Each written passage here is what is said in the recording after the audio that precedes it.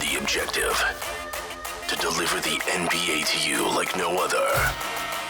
News, play breakdowns, power rankings, storylines you never hear talked about anywhere else. It's all straight shots here, fired by straight shooters. S and Gunn. This is the Objective Basketball Podcast. Hello, everybody. Welcome to the Objective Basketball Podcast with Lauren Gunn and I, your host, Esfandiar Baraheni. If you think my eyes are puffy, for the people watching this on YouTube, my eyes are a little puffy, and it's because for the last maybe 3 or 4 hours straight, while I've been editing a video, I've been on the side watching This Is Us. But really, I've been watching more This Is Us than I have been. And it's the last season, sobs, just tears down my face. Very hard to watch this. So this, I don't know, Lauren, if you're a This Is Us person or have watched it at all, but it's tough. It's a tough thing to go through. Yeah, I actually haven't seen it, but my entire family has seen it, and every now and then I'll walk in and I'll see them watching, and I'll either catch a scene enough to know kind of what's going on, but not obviously seeing the whole thing, and it is quite the tearjerker. So I applaud you for being in tune with your emotions, to just let it go, to just let it out. Everybody needs it nowadays. Facts. You know, let's not hide it. But look, we're not here to talk about tears. We're talking about different tiers, I guess. True. TIERS. That is all-star tiers, all-star selections. That was a bad segue. We'll work it out. It's okay. Ladies and gentlemen, the NBA All-Star Game starters were released earlier today. If you're listening to this tomorrow, that means they were released yesterday on Thursday night on TNT. 10 guys were named to these all-star games, if you will, all-star teams. And that means that there's going to be the reserves being announced next week. Now, what Lauren and I will be doing today is giving out our full teams. What we can do right now, just as kind of an aside, since we have our starters and these actual starters are released, I think we'll just go through the starters and say, hey, is there anybody that you see that you were like, I don't think so, let's swap it out? Personally, I'm not too picky. I will say this. Yeah, I'm kind of in the same boat on these. I'm like, you can talk me into it, cool. Like, sure. I don't get too riled up over all-star stuff. Right. But I think there are debates to be had, but I'm kind of with you. I'm not too like, no, it has to be this. These are the top 5. It has to be this. Yeah. Okay. I mean, look, we're on a podcast for a reason, so let's debate. I brought my baseball bat out so I can go to bat for some of the guys. No. Oh, come on. What? I'm kidding. No, where did that come from, Lauren? I was gonna go to bat for my guys. That's crazy. I like it. The pun was there. It was there. Damn. I know. I dropped it. I dropped the ball. It's okay. It's all right. We'll work on it. We'll get it right. The segues, the disconnect. What's going on? It's a Thursday night. Because our teams are going downhill. So are we. We've thrown in the towel. Absolutely. Yeah. I know. Look. This wasn't a good bet to make for us to. No, I tried to do another segue. I saw it. I snipped it out the second. I was like, oh, he's going for it. He's going for it. Well, while we're here, ladies and gentlemen, think you know what way it's going to go. Make your bet at Sports Interaction. Whatever your sport, Sports Interaction has you covered. Pre-game, live betting on all major sports and prop bets. Want to bet? Head to sportsinteraction.com/SDPN.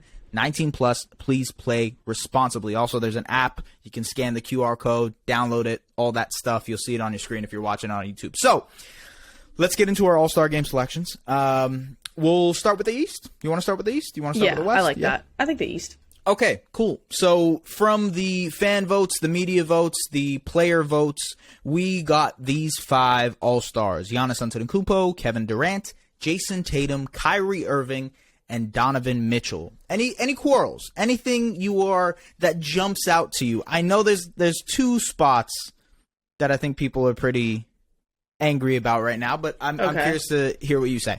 Yeah, I think it's hard because when I look at this, I also tend to naturally just be like, okay, what position do you naturally play most? And yeah, there are times when Giannis is playing the 5, but in my kind of tiers, I guess. In my starters, I did have Joel Embiid in there, which then you're kind of looking at, and this has happened in both the East and the West, and we all kind of saw it coming. There's going to be a guy that is more than qualified to be an all-star starter. Absolutely. And is not going to get it. And so for me, I gave Kevin Durant the boot to the bench, really just because I think Jason Tatum, the record, the numbers, to me, there's just no debate. And then Giannis is also up there in terms of being an MVP candidate. So that was a very hard one, but I don't know. Joel Embiid at the 5 versus Giannis at the 5, and having all three of those kind of, so that's kind of where my head was at. But again, it's a very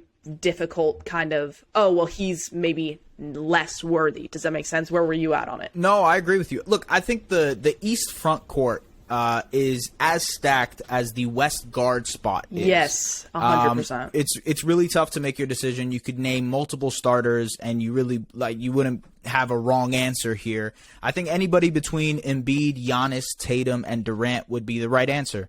Now here for the actual All-Star game, it ended up being Embiid, Giannis, and Durant, Giannis, and Tatum, with Embiid most likely, without a doubt, coming off the bench. He's going to get the reserve nod for sure.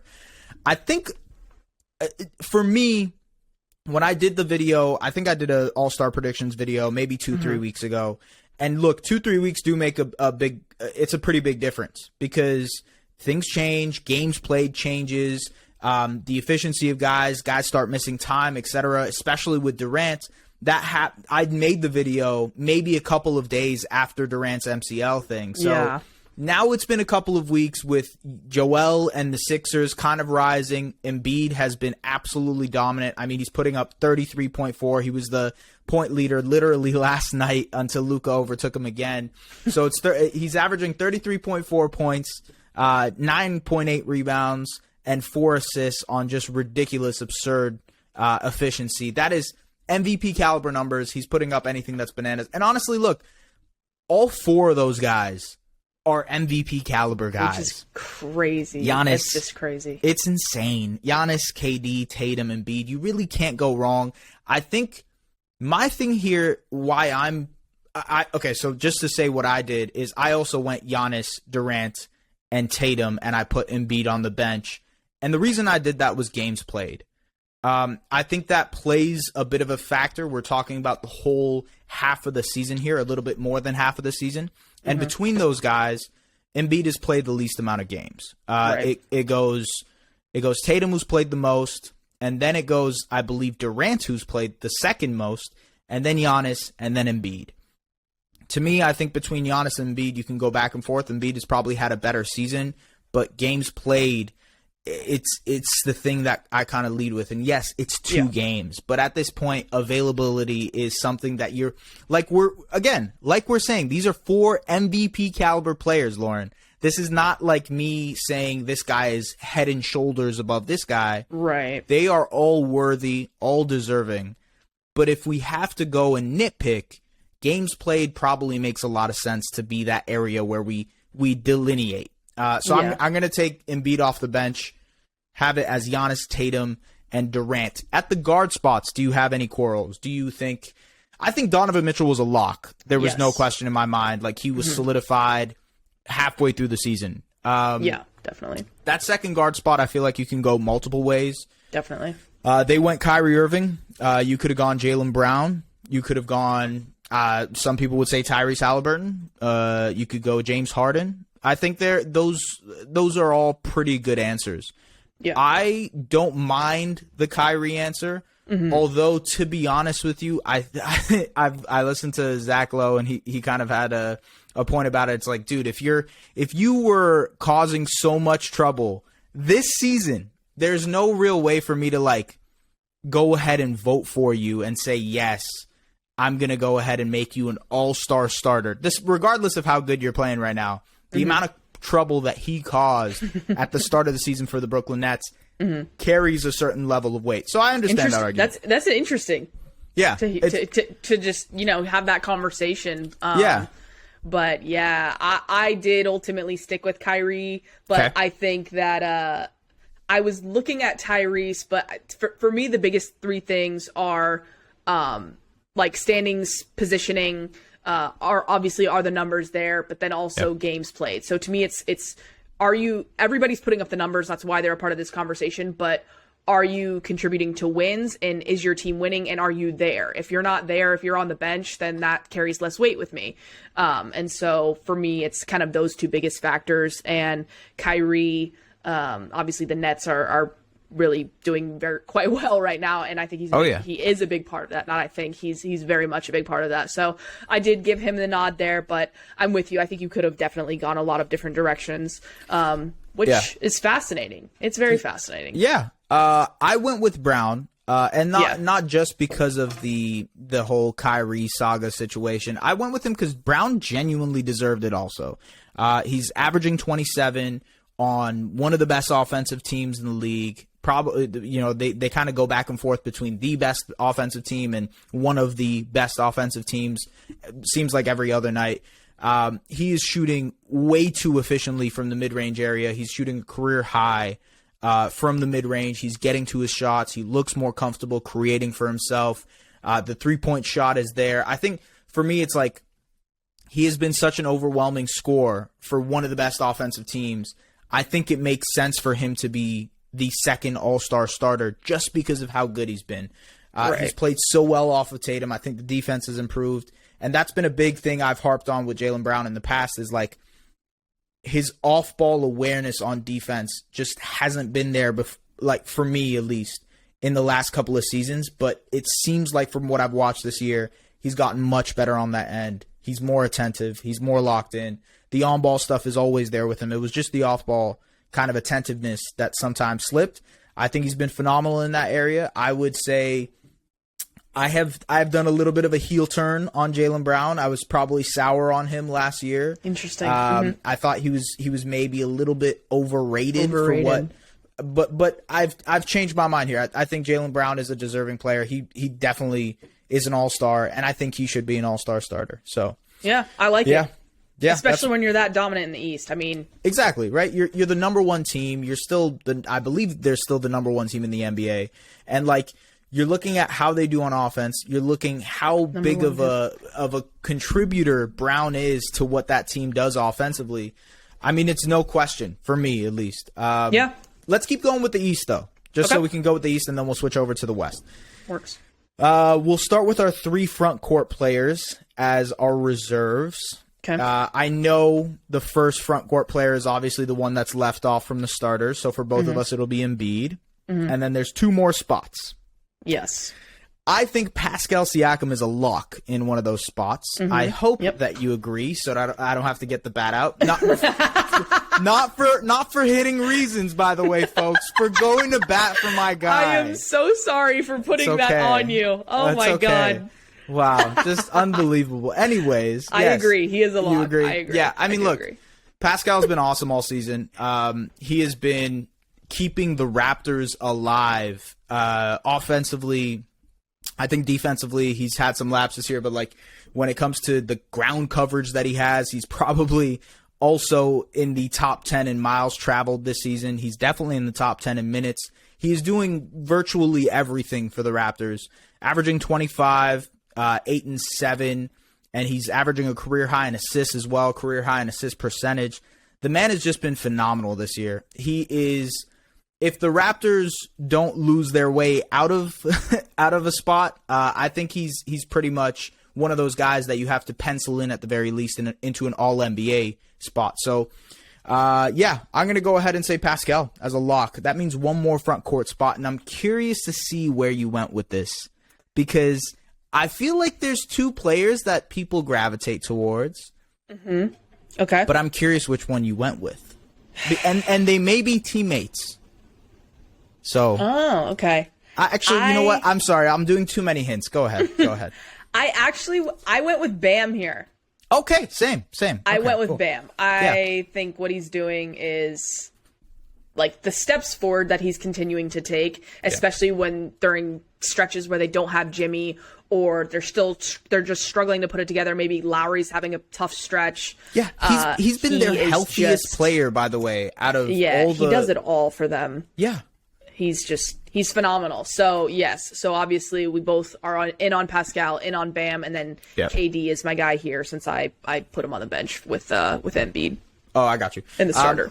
Look, honestly, you're bang on. I was watching the Heat game the other day, and I think it was Miami and Boston, and just the aggressiveness that Bam had, the way that he was looking for his own shot, settling into mid-range jumpers. He's shooting a career high on mid-range shots this season, by the way, and doing like he's still just as impactful of a passer. He's still just as impactful of a defender, and he's doing it in a way that looks like he's the number one option on that team. Jimmy has not been healthy this season, although that's kind of picking up. Right. And Hero has missed a couple of games here and there as well. Bam has been their most available player, their best player.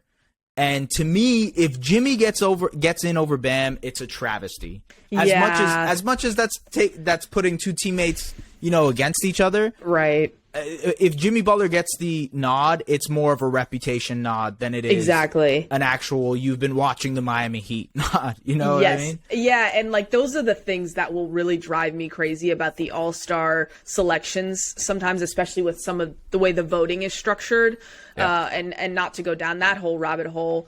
And so when you're looking at the reserves and you're looking at, okay, you've got the guards, you've got even like the kind of wings, like a Jimmy, like a middle guy.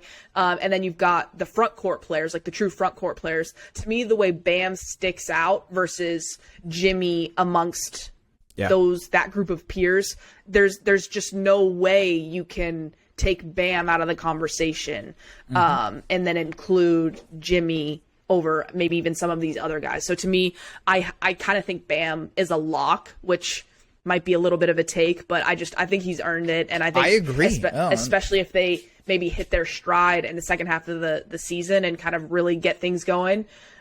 He's going to be a massive part of that the way he already is. So he has to get it for me. Just to come back on that games played number. So the only player who has played more games this season on the Heat than Bam has been Max Strus at 47 games. Bam Adebayo has played 44 games, Jimmy Butler 34, and Tyler Hero 37.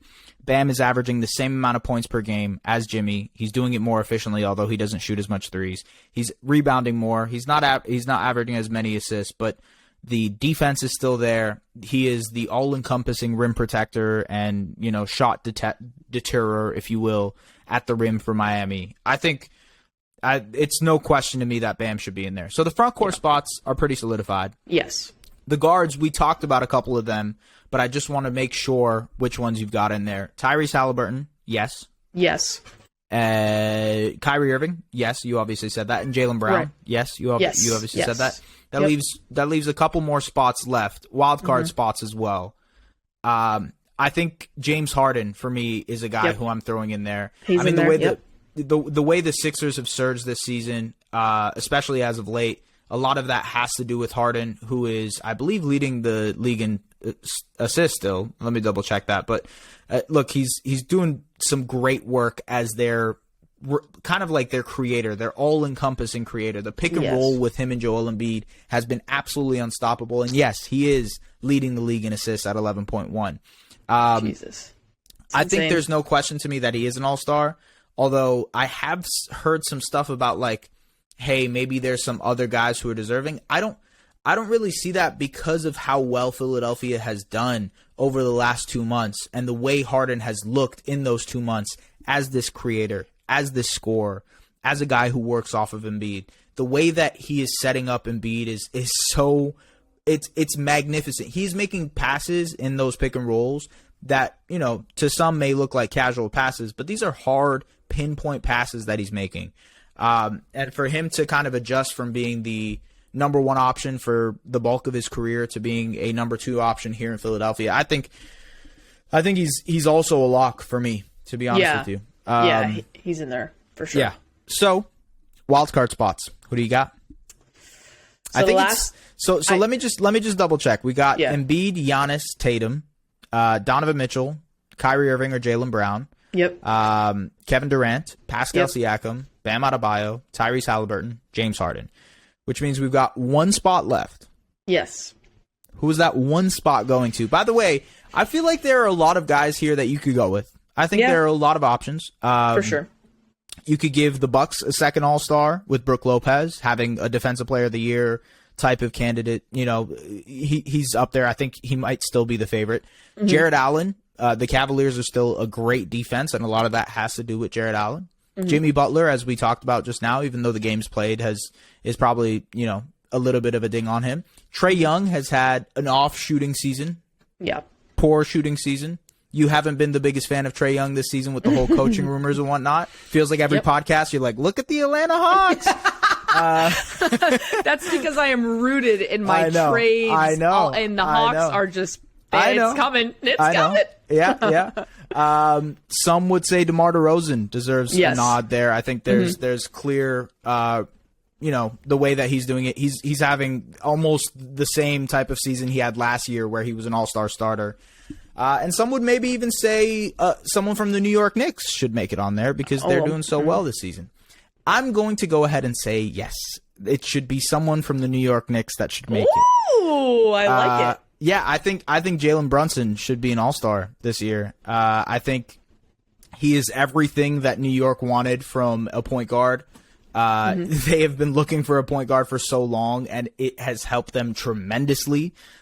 He's averaging 22 and 6. He's doing it pretty efficiently. He's shooting 40% from 3. The way that he is setting guys up, setting the platter up for Julius Randle, playing and making RJ Barrett look a little bit better. He has been so instrumental to everything they've done that I just feel they're winning. The reason the Knicks are winning is, Julius Randle is having a bounce back season. Yeah, RJ Barrett is figuring things out. But a lot of those things is because they signed Jalen Brunson. So I'm going to go ahead and give it to Brunson, that final All-Star nod.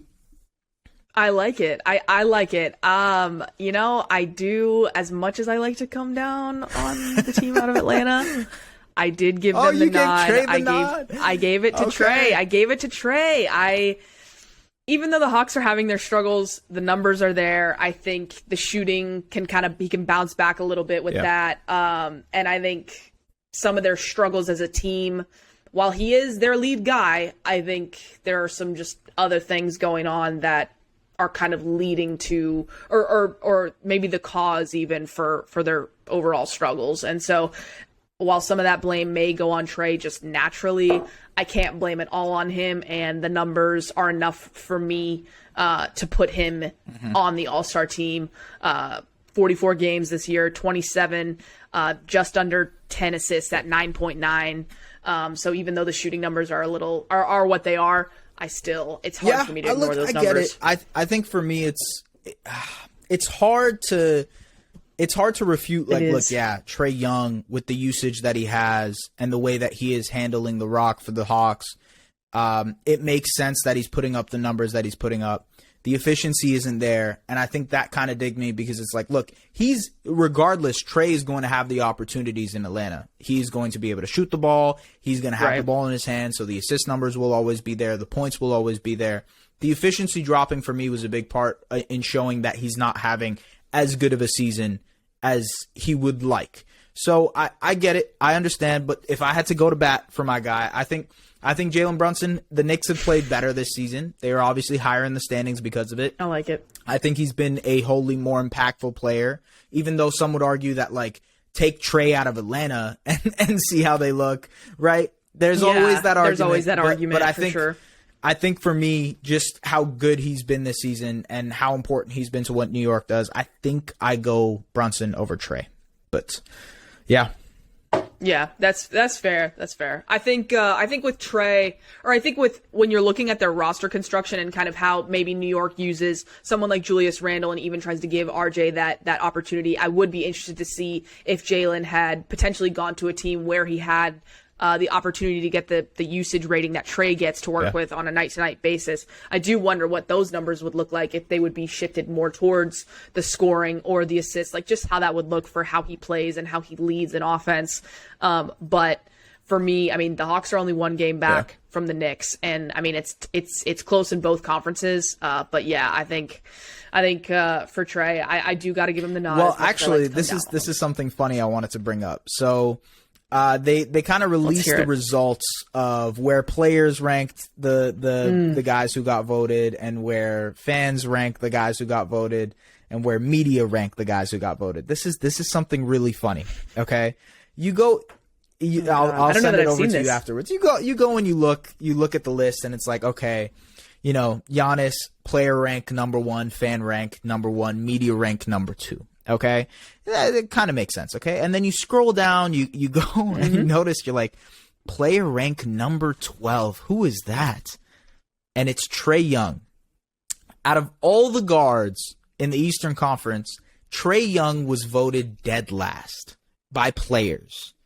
By the players, he was ranked dead last. He made it.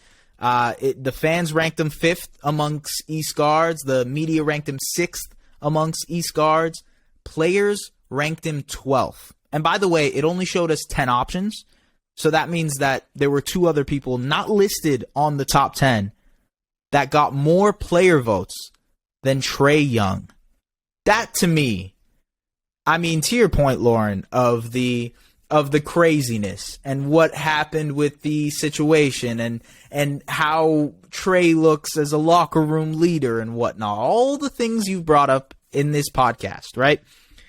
I think the players who voted on this seem to agree. So, yeah. Yeah, the stuff with Trae, I mean, getting last in terms of player votes, there's a lot that comes with the respect from your peers and people around the league. And so to kind of see that is very telling. And I think it's fascinating because I think you got a lot of guys that maybe might like how Trae, I mean, I would have thought, okay, some of these guys, they might, I don't want to say like, oh, think he's cool, but like they might not have any problems with him. I don't necessarily see him going out there and looking for feuds or anything like that, but then every now and then there will be a little bit of like jawing. There's the New York, Atlanta stuff. But to me, that said a lot. And so I want to know what that's about. Is there a lack of respect, or is it just like a dislike? You know what I mean? And so I think it's fascinating. It's definitely something I'm going to keep an eye on moving forward, because I had not seen that yet. So yeah. Because his style, and I feel like a lot of people have said this about Luka, but I don't think it applies to Luka as much. But his style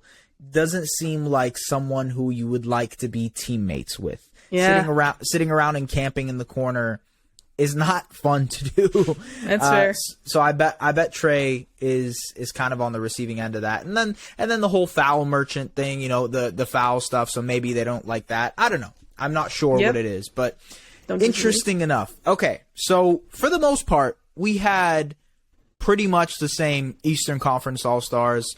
Swap in Brunson for Trae, and we're pretty much good. Yep. Right? You had Trae, I had Brunson. Western Conference All-Stars. So we're going to go with the guys who got voted on. These are the starters. These are the people who are going to be the Western Conference All-Stars. Yeah, they're going to be the starters. So look, LeBron James, Nikola Jokic, Zion Williamson, Steph Curry, and Luka Doncic, your guy. Any objections? Anything that jumps out to you very quickly?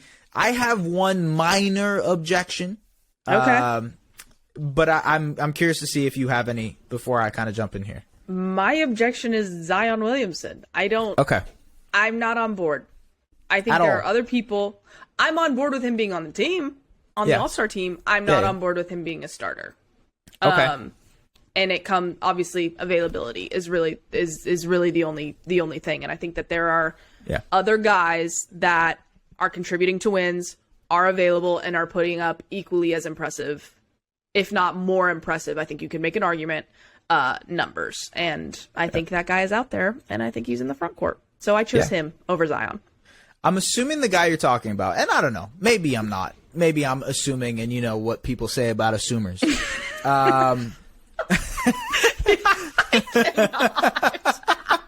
Okay, all right. And look, so maybe I'm assuming, but I think that person you're talking about is Domantas Sabonis. Is that correct? That is the person.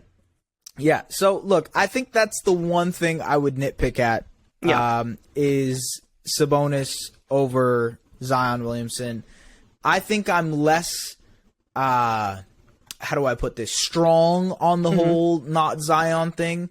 Yeah. And the reason is because I think Zion, if he did play as many games, would probably be the starter for me. The difference in games played is pretty stark, though.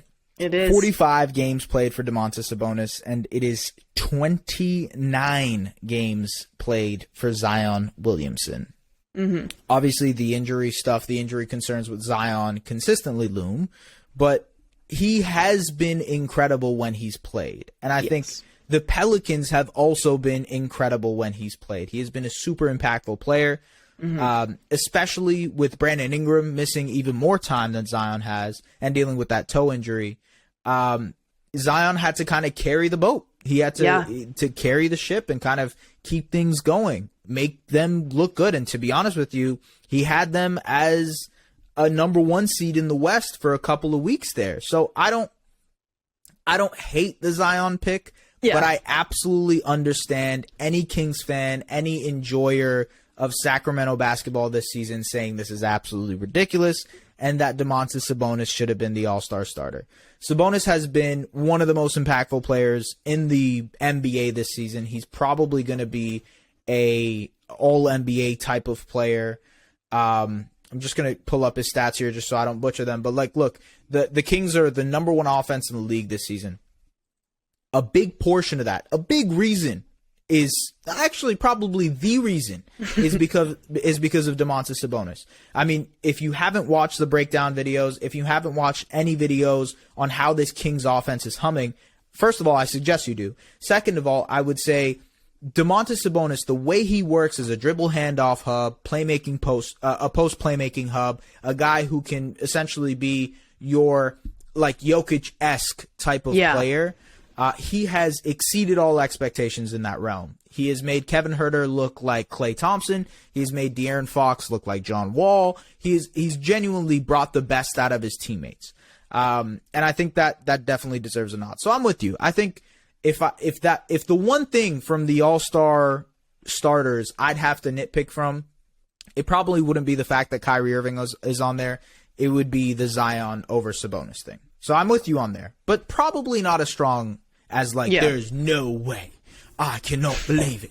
This is crazy. Yeah. So no, I'm not there yet. I think Zion does have a case. It's just the games played is massive and it's stark. So yeah, when I was looking at the front court, because the guards, honestly, it's Luka that messes everything up. Right. But when I'm looking at who's going to go in the front court next to Jokic, I was looking at Zion, Sabonis, and Anthony Davis. And so when I'm looking at all of them, obviously they impact the game in different ways. But the games play different. I mean, you've got Anthony Davis and Zion are both in that 20. They're in the 20s in terms of games played. And then you've got Sabonis over here averaging 18, 12 rebounds and 7 assists with, I think you mentioned the best offense in the league. And I mean, it's very hard for me to ignore that. And I don't know. I think I get it. It's hard, but I think I'm a big, if I can take an opportunity to give some smaller market / middle market teams a nod, I'm gonna do it. And I think the Kings have positioned themselves well to get that respect and to get that nod. So I have to give it to them. Kind of curious to see where people went. So yeah, the players ranked him 5th, which it's still not enough to make him a starter, but the fans ranked him 9th. So there's a clear gap in terms of the fan stuff that has hurt him. But in terms of the media, they got it right. They voted him 3rd. So I mean, I'm with you there. I think if I could go back, I would probably put Sabonis over Zion. I have him as my 3rd All-Star starter right now. So I have the exact same starting lineup except Sabonis over Zion. And Zion obviously makes it in as a reserve.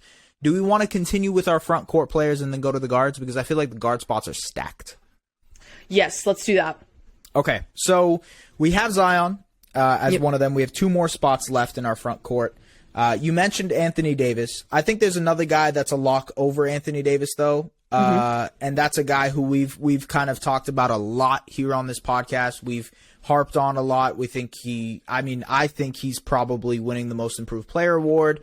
Lauri Markkanen, I think without a doubt, he has been an all-star this season. Maybe you disagree with that. I'm not sure. But he's been averaging 25 points. He's shooting the lights out from three on over 7 attempts a game. He's shooting 43% from three on over 7 attempts a game. That's outrageous. He's almost a 50-40-90 guy. He's averaging 8.5 rebounds, 1.5 assists. He's just doing it all for Utah. The way that he's getting to his buckets is really, really interesting to me because it shows his development as a player from Chicago to Cleveland and now to Utah, where he's playing more of a wing instead of being a big man. So I love the development that he's had. I think for me, most of all, I love when guys take these leaps, and when they take these type of leaps, regardless of how telegraphed these improvements are, like I think you have to give them credit, and that credit is in the form of an all-star nod. So I feel like he's a lock. And also, by the way, ladies and gentlemen, the all-star game is going to be in Utah. They're playing in Salt Lake City.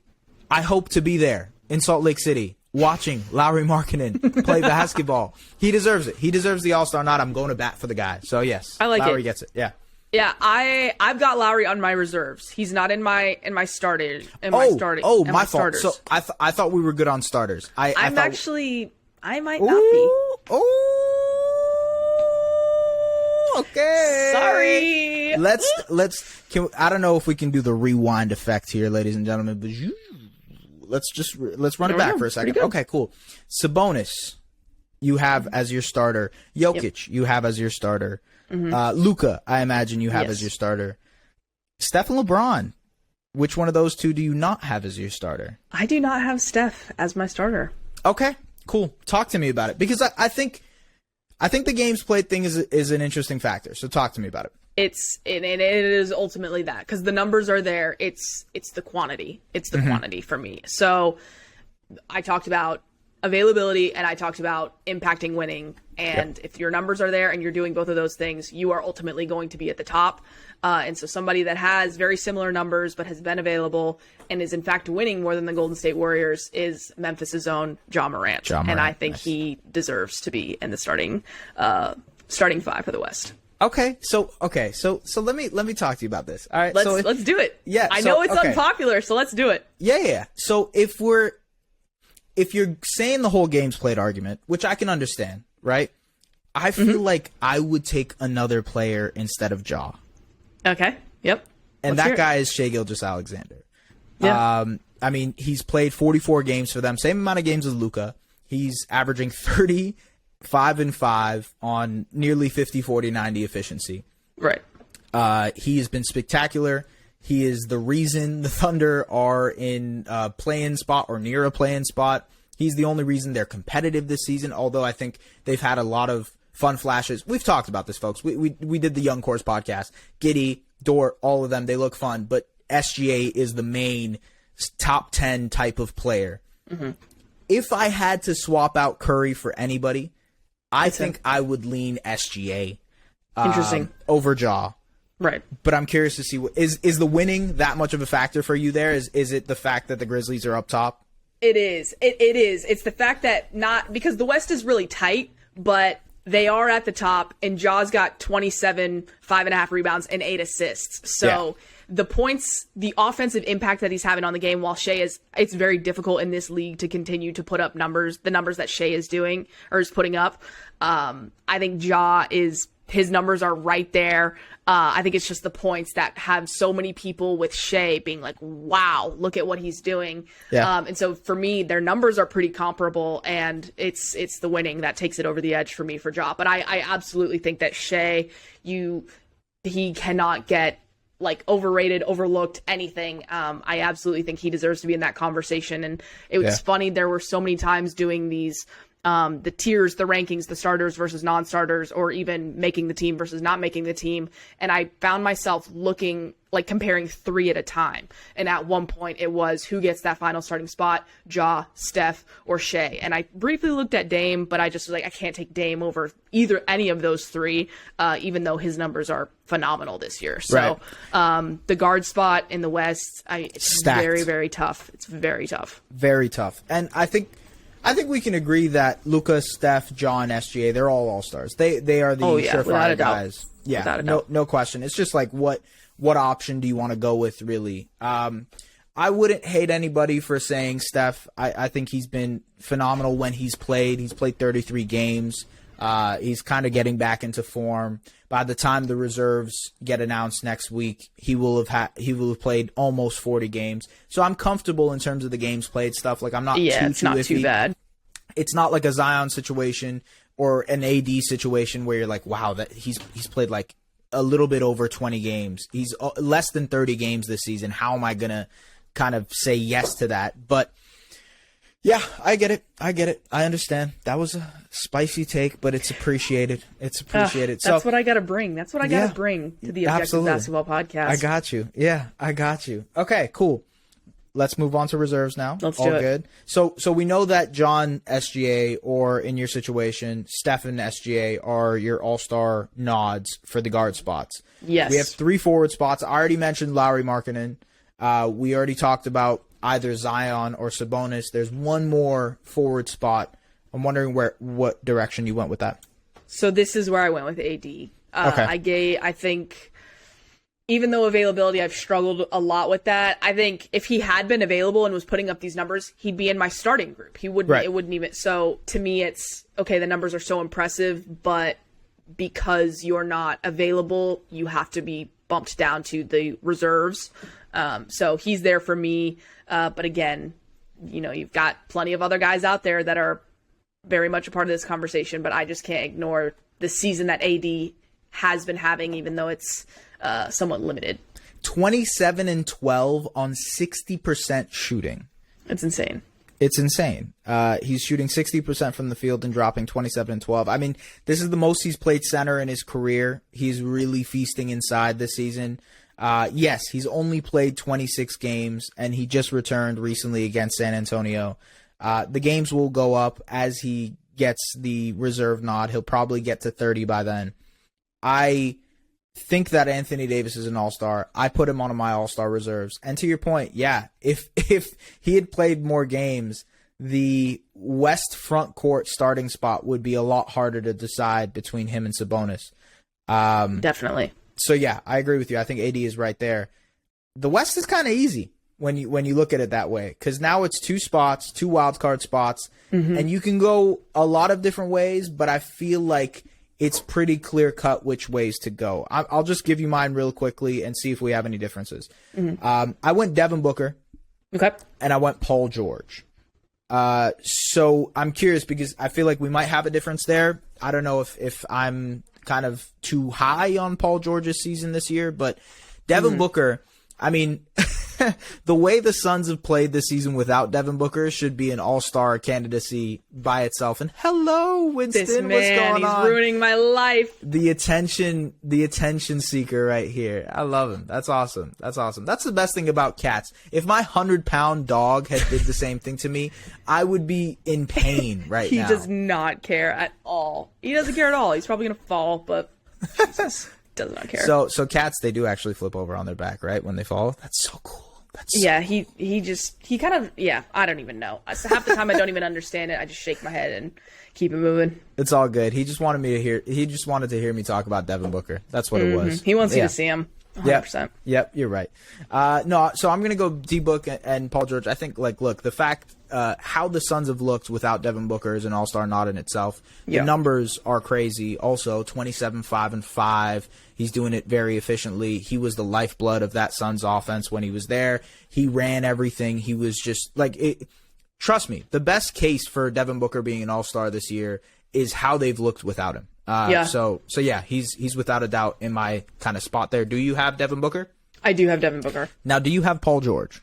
I do not. Yes, I figured Paul George was the line of delineation, and it seems like by the way, that final wild card spot is where we've deferred so far. Trey versus Brunson, and now Paul George versus Damian Lillard. Yep. It's so hard to ignore the numbers for me, and I don't know. At first, I was like, okay, when I'm looking at I don't want to say from an eye test, but when I'm looking at the standings, and I'll take like a brief look, but then I'll be like, okay, who do I think will end up being my snubs before I kind of go through it? And then when you really start diving into the numbers and you see someone, not similar to Shea, but when you see somebody that's reaching that 30 point per game average, that is something that I can't ignore. So I had to give it to Dame. And I also, with the Clippers, too many questions, the availability. Sometimes when I see PG, sometimes when I see Kawhi, I'm like, oh man, I just have too many questions. And with Dame, I think you know what you're getting. The numbers are there, so I had to give him the nod. I'm really curious because I think there's another guy out there between Paul George, Dame, and this person that might get some consideration. That's De'Aaron Fox. I think the Kings have been good enough to get a second All-Star. I think Fox has been essential. How he's looked in clutch, like the way he's scoring in clutch and the efficiency he's doing at is insane. Sabonis has obviously opened up so much of his game, but I wonder if Fox gets some consideration here because he's looked awesome. I mean, the guard spot is stacked in the West, and he may not get it, but man, he's looked great. I'm cool with Dame. I mean, whenever you average 30 and you're doing it on 50, 36, what is it? Hold on, let me pull it up here. 46, 38, 90 shooting splits. He's also averaging 7.5 assists. The Blazers aren't winning a bunch. They're not winning as much as I would have hoped they would have won, but Dame is putting up ridiculous numbers. I mean, last night, what was it? Last night he dropped 60, or the night before that he dropped 60. He did drop 60 at some point this week. It was January 25th last night. Yeah, so last night, yes. Jesus, that feels like forever ago. I know. It does feel like forever ago, and especially since I've been watching This Is Us, it really feels like forever ago. But I love this.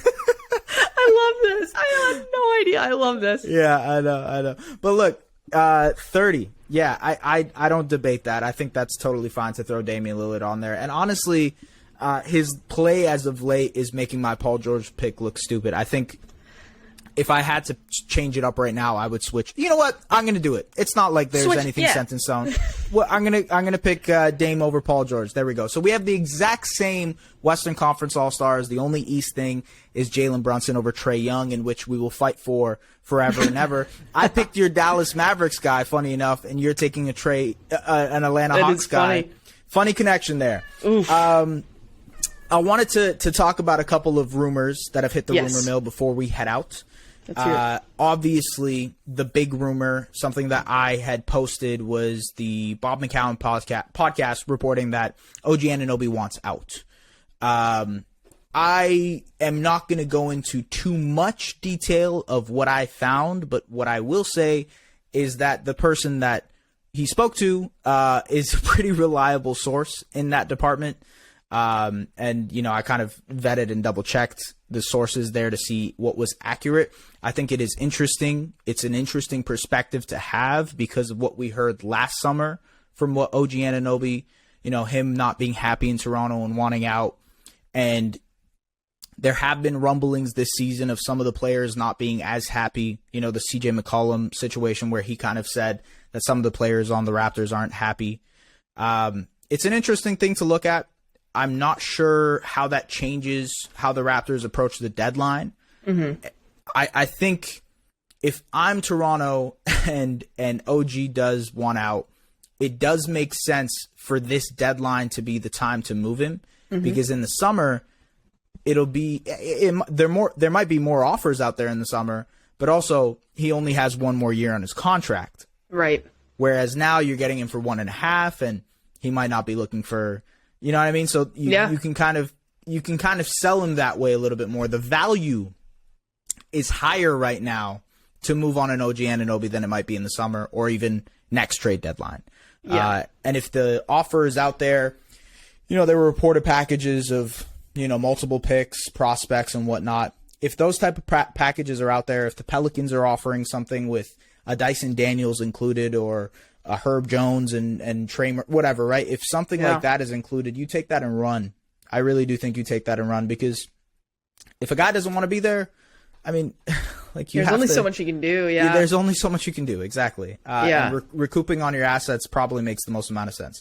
So that's all I'll say on the OG front. I don't know if you have anything to say, add onto that, but I guess you hope he's a Maverick at some point. Oh God, wouldn't that be? I tweeted before the season started, here's my realistic trade, here's my what's probably and going to happen, and then here's my absolute dream scenario, and my dream scenario was OG Anunoby. And the reason it's a dream is because the Mavericks can't afford it. But I do agree with you that I think now is the time to sell if there is enough internal pressure, supposedly coming from him, that he is ready to move on. Now is the time to maximize on that return value, especially with what's been rumored, like you said, in terms of how many picks have been potentially talked about going back to Toronto. And it's not even just the number of picks, but this draft that's coming up is one that Toronto is absolutely going to want to be able to maximize on. And so if I'm them, and I mean, we've been hearing all season about everyone in the league wants OG Anunoby. He's a fit on literally every single team. That's very rare. And so things do change when you're in that final year of the contract. And if you do find yourself there and there's just been more and more momentum of, okay, he wants out, then that does affect the value. I think we're sort of seeing that a little bit to a lesser degree with Miles Turner. And so I think Masai is too smart and too savvy to let a situation go in the direction that he doesn't want it to go. So I'm going to be really fascinated to see which teams seem to be more and more aggressive on the OG Anunoby front. And for me, I'm looking at a New Orleans and even New York. Those are the two teams that I'm kind of looking at. I think that there are plenty of other options and he could end up elsewhere, but I think those two are kind of in a very fascinating position to where they could pull that trigger if they wanted to. Yeah. I mean, I think another team I would throw out there is Memphis, because Memphis too. Yeah. I have a video coming out about this on Saturday, but they're in a position where, like, Ja is just entering his max deal. Jaren Jackson Jr. is on his deal already. Desmond Bane has a season after this, and then after that, he's getting big money. And Dylan Brooks is looking for a contract extension this summer. So their payroll is starting to add up a little bit. Mm-hmm. And before they do that, they can kind of capitalize on the situation, trade a couple guys, trade some of their prospects, and get another guy in there. So that they can kind of, like, this is the time where if they're smart, they can get 4 guys on max deals. That's 4 crazy. Max value players, without having them on the deals that are max value, because you obviously can't afford that. But I think it's possible. And, like, look, if they want to throw their hat in the ring for OG Anunoby, I think it would make sense. I think they have the extra picks to do it. They obviously have the prospects to do it. It could be interesting. And, who knows? I think there was a report that for the Raptors' last home game, I believe it was against the Knicks, the Grizzlies scouts were there, Spurs scouts were there, Timberwolves scouts were there. A lot of discussions and a lot of conversations probably happening on that home stretch. But look, ladies and gentlemen, it's going to be a lot of conversations and a lot of dealings in these next 2 weeks. We are officially 14 days until the trade deadline. Stay tuned with the Objective podcast here. We are going to break it down for y'all. Everything that comes through the radar, whether it be rumors, whether it be actual trades, whatever there is to do with the trade deadline, we have you guys covered. Appreciate you guys tuning into the Objective podcast. Lauren, it is always a pleasure. And I'll see you guys soon. Take care. Going to bat. I'm going to bat. I'm not doing anything else with this bat. Oh my God, I can't believe I said that. Follow hosts at Just S Baraheni on all socials and at The Lauren Gunn on Twitter. The Objective Basketball Podcast, delivering the NBA to you like no other.